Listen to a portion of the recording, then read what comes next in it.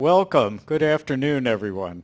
This is a discussion continuing the Columbus discovery of the New World, but what's going to happen now is we're going to have an exchange of plants, animals, diseases, and other things between the two, the Old World and the New World. This was my reference to my background that you saw before. And now in my last lecture, I described how Columbus, in reaching America, had launched one of the most dramatic periods in world history. The European discovery of the New World really led the way for the West, for Europe and the rest, to be really the dominant areas, the dominant countries in the world. And as a recap, before we review what we're going to discuss today, let's just briefly mention what we had yesterday, or the day before yesterday, how the Columbian Exchange worked to create our New World economy. This chart we're going to see one more time, and it's really very easy to summarize it, but we're going to go into a little bit more detail for sure. The very early maps, of course, depicted only the land masses of, Africa, Asia, Europe, India, etc., and the seas that were in those land masses, nothing else. And in fact, this map with the shaded areas, what the world up to 1492 thought existed. Although, as I mentioned the other day, the Vikings and the Irish and eventually some of the cod fishermen from the Basque area, etc., were already a little bit aware of something else, but they didn't reveal too much of it, that's for sure. There was really no knowledge in Europe of the American continents or of the Pacific Ocean. There was a real fear of the unknown, though. And searching for the westward passage to the Orient resulted in this New World discovery, and the Europeans, as a result, gained a much more comprehensive understanding of the planet. This was a famous turning point in history. In a sense, it's the rise of the West. A Europe that was capable of world domination did not exist yet in 1500. And, Portugal and Columbus, which enabled Europeans to transit the open seas, they learned a lot from that, to say the least. And that's Columbus, and of course a picture of a Portuguese caravel on the right side, or on the right side, sorry. So they built on these new discoveries, and Europe by the mid-1800 became the dominant world region, the dominant world powers. Trade with the natives didn't give what they wanted. There was little gold or silver to be had in the beginning. But we do have a major change in Western civilization leading to globalization, and we're going to end with globalization in this discussion. Now, as I said, Portugal was the first to circumnavigate Africa, and Bartholomew Diaz used winds from the Canary Islands to go directly to the Cape of Good Hope. And we'll talk a little bit about that. This map shows the location of the initial European colonization. And the colors give you the indigenous tribes, too. It's juxtaposed against the location of two major Caribbean native populations. And they were the Arawak and the Carib. Now, Arawak, the word means meal eaters, but they were basically vegetarians. Caribs means valiant men. And that means really meat eaters, and this is also linked to cannibalism. They were the much more aggressive tribes. And so you can see Puerto Rico, which is a little green island to the right of Hispaniola, is in green, and that's the Arawaks. But the Caribs are the ones that our settlers had to really worry about, the Old World settlers when they got there. Now, indigenous islanders were isolated, so they were very vulnerable to first diseases, and we're going to talk about that, and they were also not very warlike. So they were vulnerable to conquest and enslavement. And the conquistadors from Spain and other conquerors took great advantage of that. And of course they did because they had military superiority. They had swords, muskets, armor, horses. And this book, I just want to recommend to people, this book, Guns, Germs, and Steel, is an excellent depiction of this reality. And I would recommend it to anyone who wants to know more about this power imbalance, to say the least. Okay, let's start. Let's start with diseases, because without diseases, the Europeans probably would have had a much more difficult time taking over the new lands. It had a major impact, unfortunately, on the native population. And diseases included all of those listed on this chart: smallpox, measles, diphtheria, typhus, influenza, and the plague.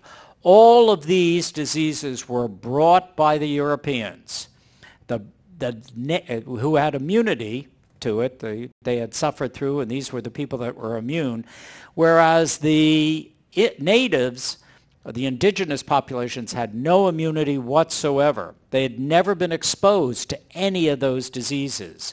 And it's estimated in the century after Cortez conquered Mexico, which was in 1521. It's the reason I'm giving you Mexico is because we have some statistics for that. The indigenous population fell. We thought it was somewhere between 13 and 25 million to only 700,000. And that's because of the diseases, and they died. Now, here's the dates of some of these things. Smallpox arrived in 1518. Measles arrived in 1530. Diphtheria, typhus, influenza, and the plague all came a little later. Malaria also came, but that only came when we had the African slave trade. The Africans brought that. And the only disease, by this chart shows you, brought to the old world from the new was syphilis.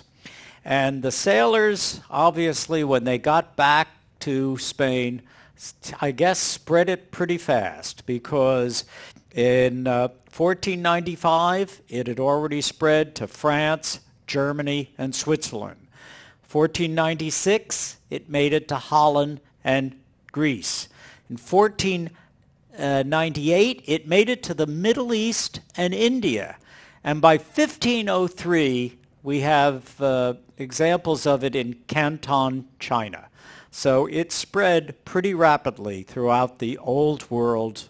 And while it was not very deadly compared to the other diseases, it certainly was an annoying and disfiguring disease, to say the least. Now, very important was the transfer of plants and animals. These new foods altered the diet and lifestyles of both worlds in a major way.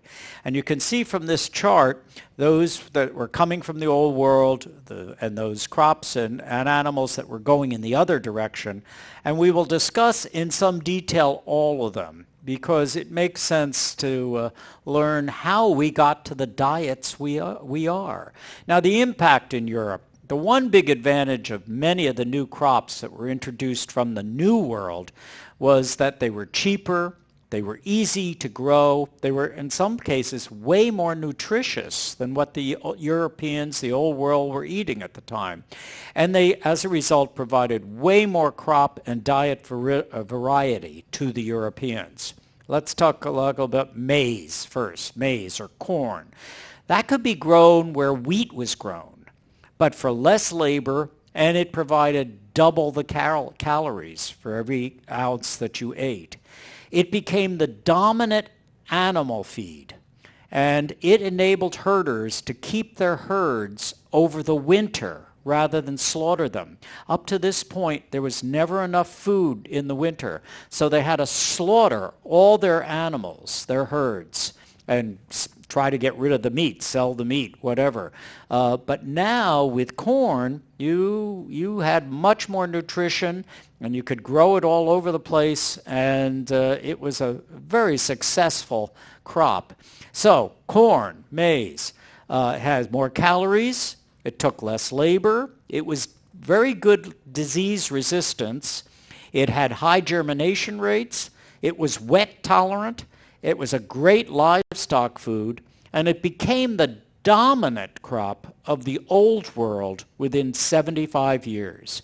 It just supplanted all the other crops, basically, that were being used for livestock feed and some other sources. Potatoes. It has 4 times more calories per acre than European rye, which is what it was compared to. And it matured in 3 to 4 months as opposed to 10 months for rye.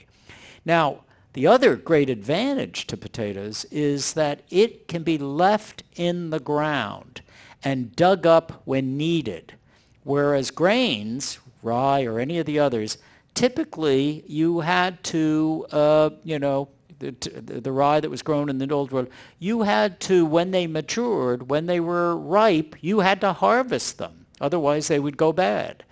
And that was a very dangerous thing because you had a lot of this rye, and now you were at risk from rodents, rats, and everything else. That's why the people invented all kinds of pots and jars to try to enclose it to keep the rodents from getting it.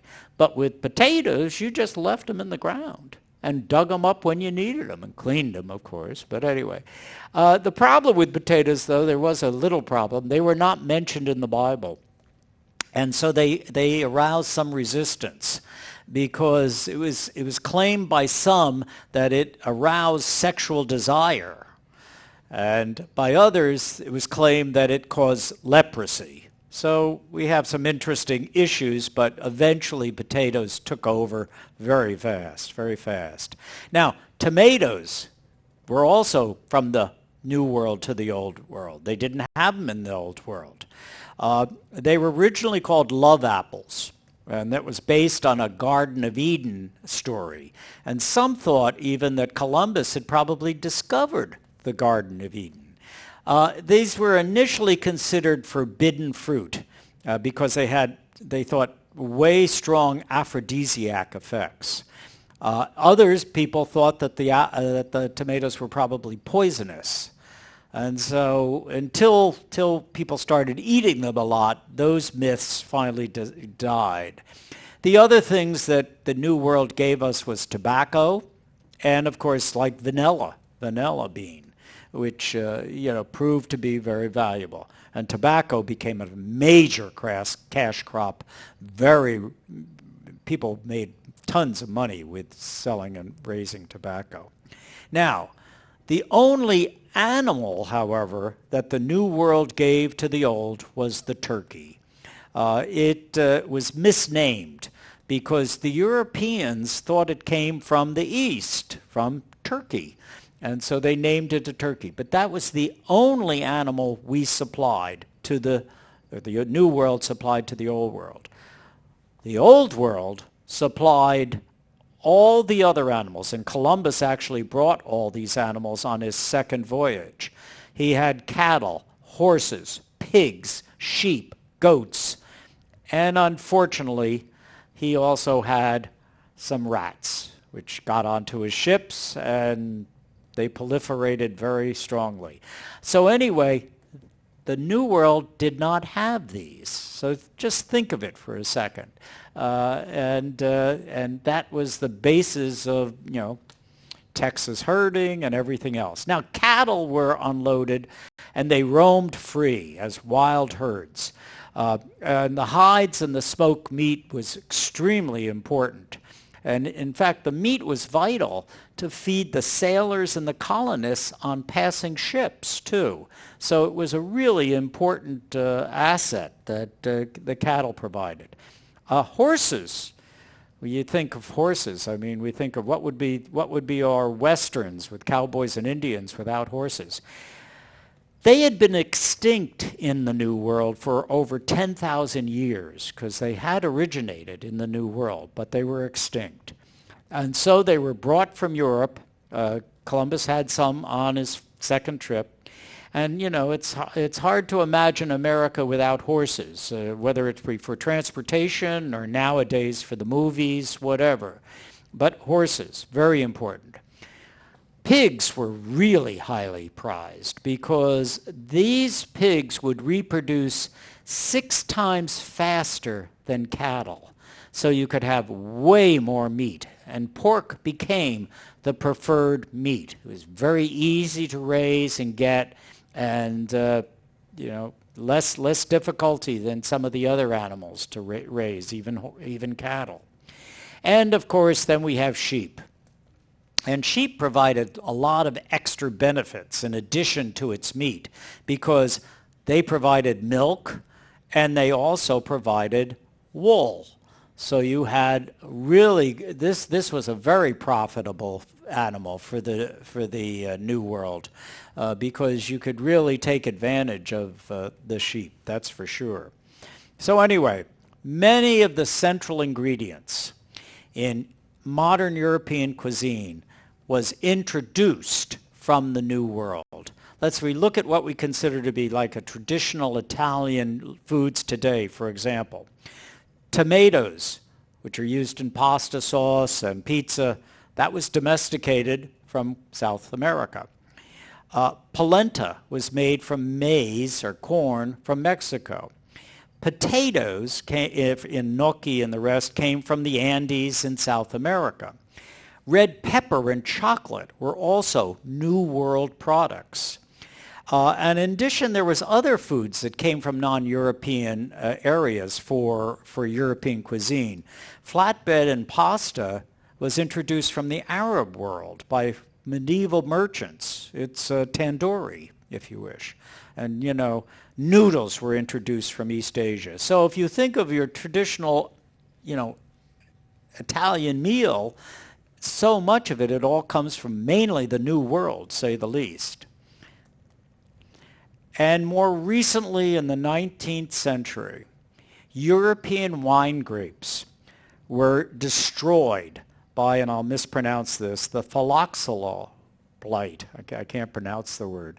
Anyway, it's a fungus. It's a disease that grapes get, and the European wine was going down the tubes. Italian, French wines. In the 19th century, it was saved.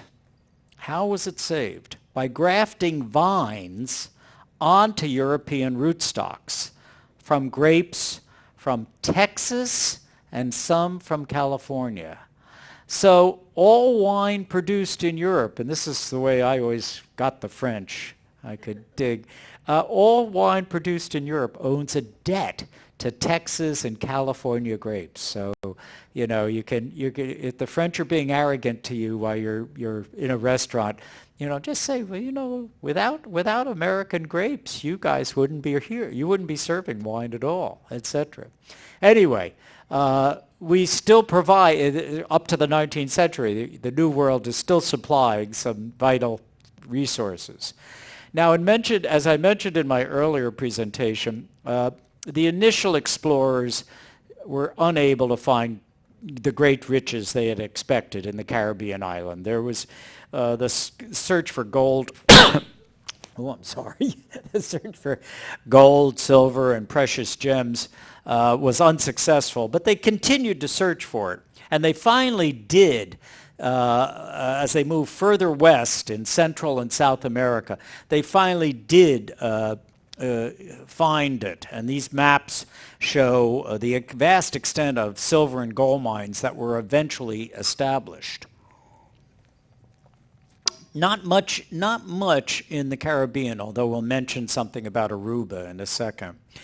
These graphs, though, indicate how quickly inflation rose in Spain when this influx of gold and silver from the New World started to raise prices. Something America's been facing for a while with some inflation.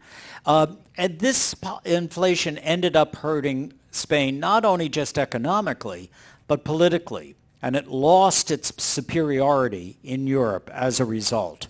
And so the charts are quite demonstrative of that. The other thing that we have to talk about briefly is, as mentioned before, colonialism was a profitable business. It was a profit business. The settlement was expensive. settlers had to pay their own way. So the new land, if you're going to start growing things, required cheap labor. So Europeans who were colonists became landowners. And unfortunately, they used slaves as their inexpensive labor.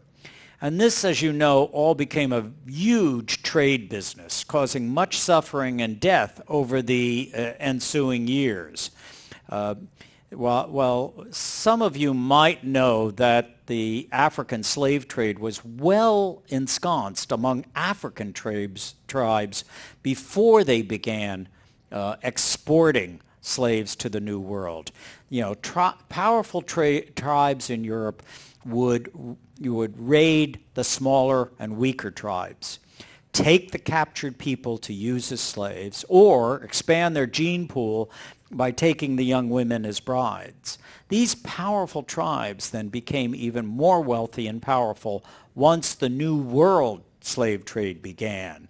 It was a really profitable business for them, and much to the despair and dread of the smaller, weaker tribes, to say the least.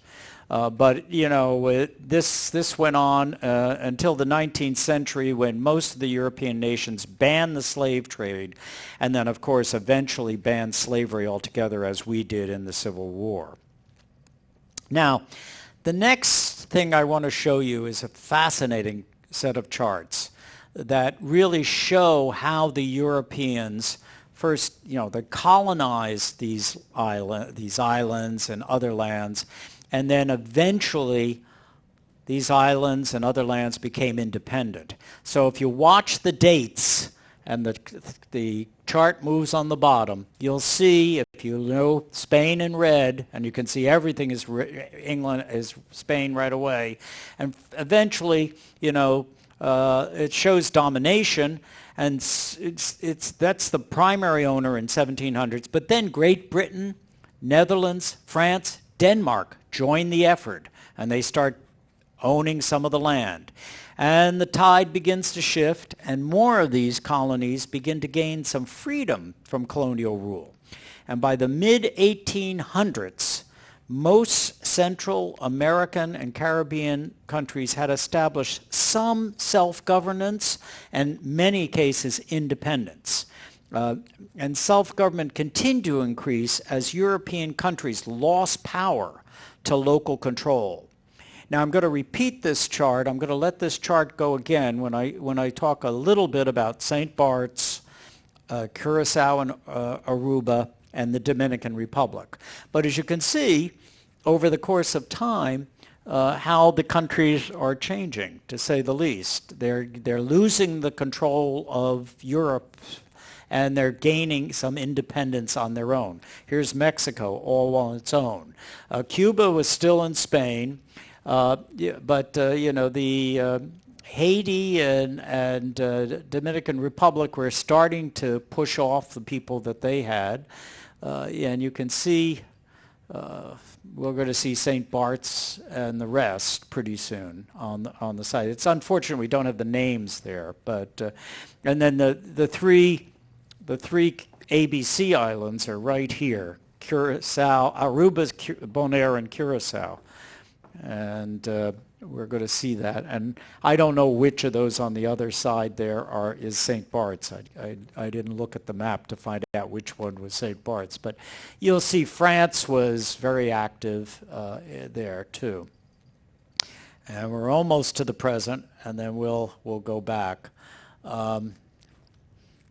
These are great maps when you see these things. I mean, they're really exciting to learn in an easy way. And let's see, Cuba's now independent, so to speak. And here's Aruba going to the USA. We had it for a little while. And Panama, Jamaica, Trinidad, Tobago, you know. So here we go. We're almost done. And, you know, Venezuela was on its own already in the dark blue down at the bottom. And now we have Dominican Republic with with Haiti. Okay, let's go to the next thing, and I want to just talk briefly about some of the others. St. Bart's was named because Columbus named the island for his brother Bartholomew. The French settled it in the mid-1600s because there was Huguenots from Normandy, and they used it. They wanted this as a base to plunder the treasure fleets of Spain. Spain, when they finally got gold and silver in Central America and Mexico, had treasure fleets going back, and from Peru, treasure fleets going back to Spain loaded with gold and silver. And this was the French then were able to attack them on their way. France did trade St. Bart's to Sweden for a while. And the reason that's interesting is because the capital is named Gustavia. And that was in honor of King Gustavia III. And you'll still hear some Swedish on the streets, and there's some Swedish signs and a Swedish cemetery there. It was returned, though, to France in 1878. And St. Bart's became really significant because in the 1960s, the Rockefellers, the Rothschilds, Onassis, and a lot of Hollywood starlets occupied it, and so as a result, or came to it. And it still has that high class, very expensive sort of mystique. Then we have the ABC Islands, as I said, Aruba, Bonaire, and Curacao. And Bonaire, of course, we're not going to visit on this thing. They're all off the coast of Venezuela. They're really on the Venezuela continental shelf. And there's been a human presence on those islands for over 5,600 years because the Indians from South America and Venezuela were easy to go across and settle those islands. It first was Spanish. Then it was lost to the Dutch. And the Dutch had trade, shipping, and slave trade going on there, big time. And the Dutch also had a great need for salt because of their herring industry. They didn't have refrigeration, of course. And so salt was the way they preserved their herring. And so these islands were a great base to mine salt and also rob the Spanish. They used these as a way to attack some of the Spanish treasure fleets. Later, it's interesting, gold was discovered in Aruba finally in the 19th century, and they had a real gold mine and a gold rush, so to speak. And in the 20th century, and they sort of exhausted those gold mines, but they did gain about 3 million pounds of it. Oil was discovered in Aruba in the 20th century, so they had oil refining and all the rest. And then when we get to the Dominican Republic up there, it occupies 5/8 of the island that it shares with Haiti.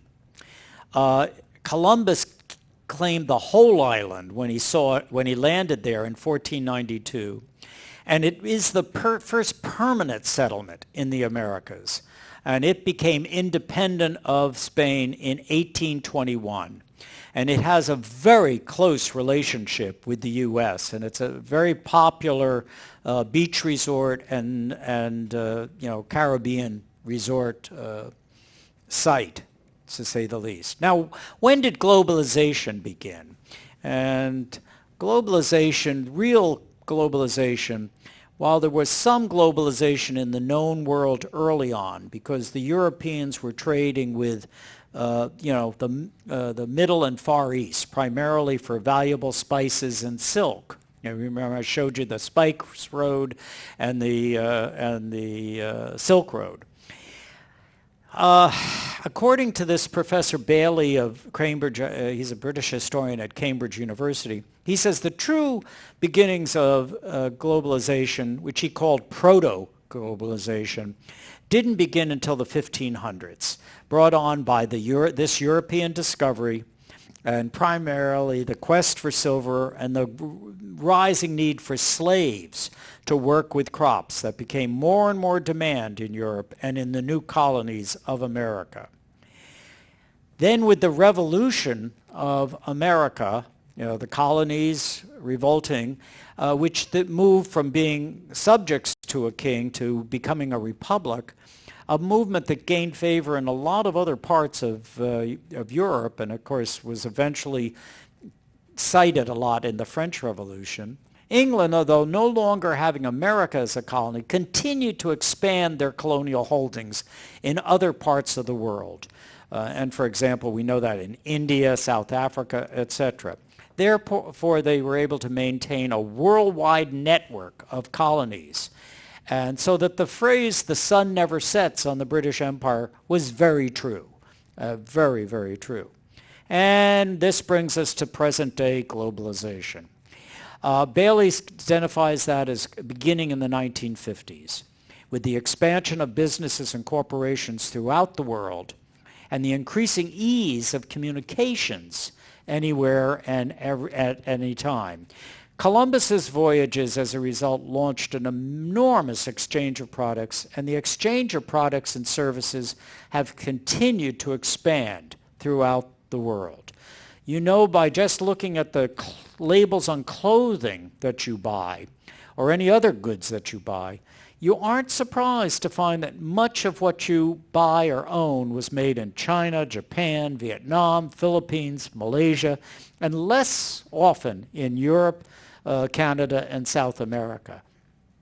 And we can now find foods from almost anywhere in the world in our supermarkets and other stores.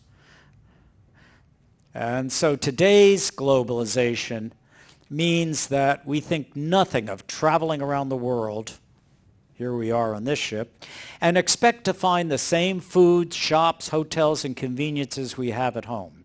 We expect to be able to instantly communicate with anyone in the world, and we expect to be able to buy virtually anything we want without too much trouble. In fact, using the same credit or debit cards we use at home. And when ordering online, we often get it tomorrow or the next day, and that's a result of what we call globalization. Love it or hate it. But it really is a global world, and I think you have to understand the role that Columbus played in starting this game and starting what we have. And so with that, I think I'll thank you and conclude and let you know that I am going to 2 days from now talk about sugar, which is one of the major crops of the Caribbean.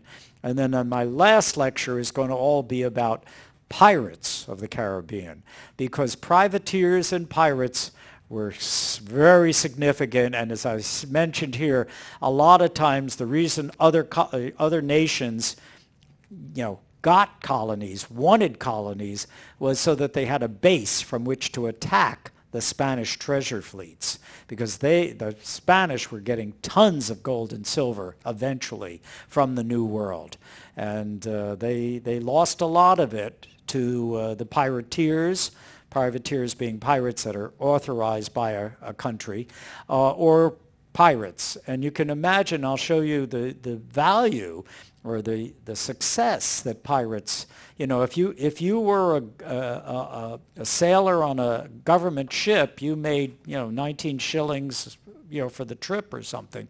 But if you were a pirate, you could almost make $1 million. So it was really amazing. And so it's not unsurprising that a lot of people decided, even the privateers decided to go off on their own, and we'll talk all about that. Thank you very much. I appreciate it.